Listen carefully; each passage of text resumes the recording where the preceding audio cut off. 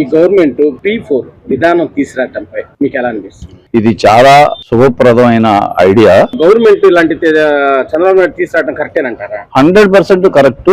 దీని వలన సత్ఫలితాలు వచ్చే అవకాశాలు ఉన్నాయి.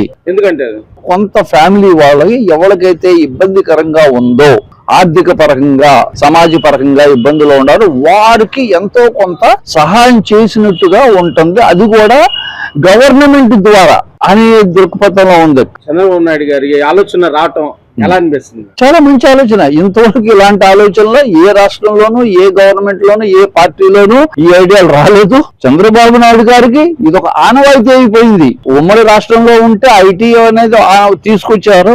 ఇక్కడికి వచ్చిన తర్వాత ఏఐ టెక్నాలజీ వచ్చింది. అన్ని రంగాల్లోనూ కొత్త విధానాలు తీసుకొచ్చి చంద్రబాబు నాయుడు గారు ఇలాంటి పథకం, ఇది P4 విధానం తీసుకురావటాన్ని కొంచెం మంది వైసీపీ వాళ్ళు ఎగతాళిగా మాట్లాడుతారు. దాని మీద మీరేమంటారు? అది రాజకీయ పరంగా చేసే క్రిటిసిజం తప్ప అందుట్లో దమ్ము లేదు.